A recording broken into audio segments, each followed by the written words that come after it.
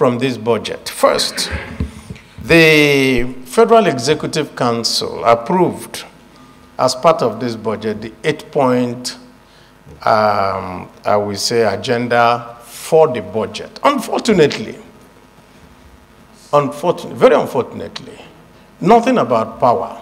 Yet, in the same place, they are talking about employment. How are you going to employ anybody without power? How will the people who are welders, vulcanizers, and everybody do any work without power? So, and then in the main budget itself, I took time to go and look through the budget, and we are seeing that what was put for power was just about 3% of the total budget. Well, how will 3% of the total budget deal with an issue that is fundamental to the economy? Because if you don't have power, you do nothing. Every other thing that we are talking about, how would that work? So I think that this budget, I pray that we look around at it again as a Senate and see how we reorganize the priorities in the budget. Otherwise, what we will see is garbage in, garbage out. The minority leader. I wrote on the register that I want to speak today, not yesterday. I only commented on child abuse and women abuse yesterday. If that is an offense to the acting leader, thank God you are acting.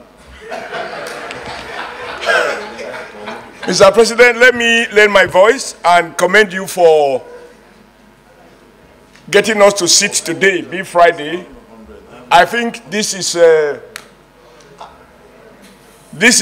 to respond to Mr. President's request that we do everything we can to maintain the budget cycle. And you have provided leadership for us to sit. And that for me is an indication that we are ready to make all the sacrifices we need to make to ensure that the National Assembly is not found wanting in terms of the critical idea of when does this budget take effect. There is no need to recycle the arguments already made about the key objectives. They are laudable, they are clear, they are doable. But I want us to be careful in commenting on some of the issues that we had already discussed, namely exchange rate. Those were discussed about 2 weeks before. And I'm not sure it's going to be helpful for us to revisit it. Have you already passed a decision on it? But the additional point I want to raise is that exchange rate is not a matter for parliaments to debate. It should not be a political issue. It is a matter that should be driven by competent, well-skilled, well-thought-out macroeconomic policy. It is those policies in effect that will determine whether the Naira dashes up or it dashes down. I believe, as the President said yesterday, we are supposed to do everything bold, take tough decisions on the economy, block leakages, ensure that Nigerian people get value for money, and we sensibly focus on job creation, which simply means producing more at home rather than importing more from abroad. If those policies are achieved, they will actually have positive impact on exchange rate.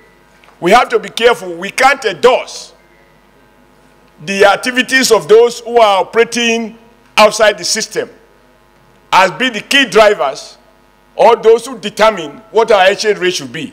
That is why those of people who claim that they are buying Naira at 1,100, I'm like, we as senators, we shouldn't be seen to be patronizing a market that is unknown to law. Therefore, I think the 750 is okay. If I have my way, it should be 500. Because the indicator should be that as a nation, we do not accept that the Naira continue to suffer endless flogging. It makes macroeconomic objective, in my view, to target the idea of bringing down the exchange rate and achieve stability at the rate of 750 or even below. Lastly, in order to keep to time, sir,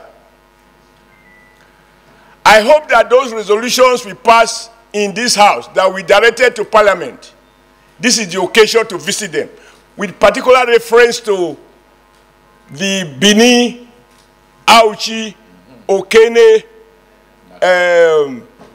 Lokoja Road.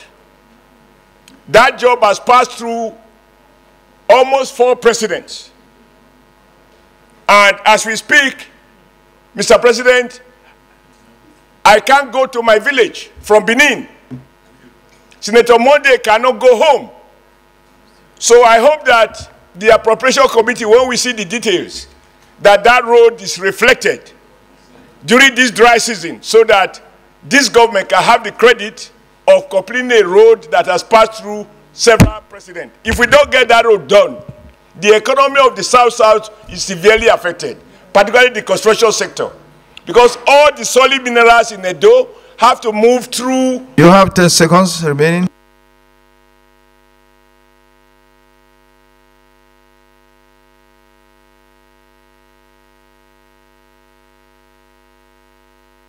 It's a serious economic challenge for the people of Niger Delta and if you like, for the whole country. Because going from Lagos to Abuja, that is the road our trailers have to pass. That is the road that services 2 giant cement factories that are driving part of our economy and creating jobs for our people. So I want to plead, I'm happy the chairman of Appropriation, you are listening, that regardless, since I haven't seen the details, that Auchi-Bini road is reflected in the budget, and with a view to completing it this year, 2024. I mean, this next year budget. Thank you, sir. Thank you.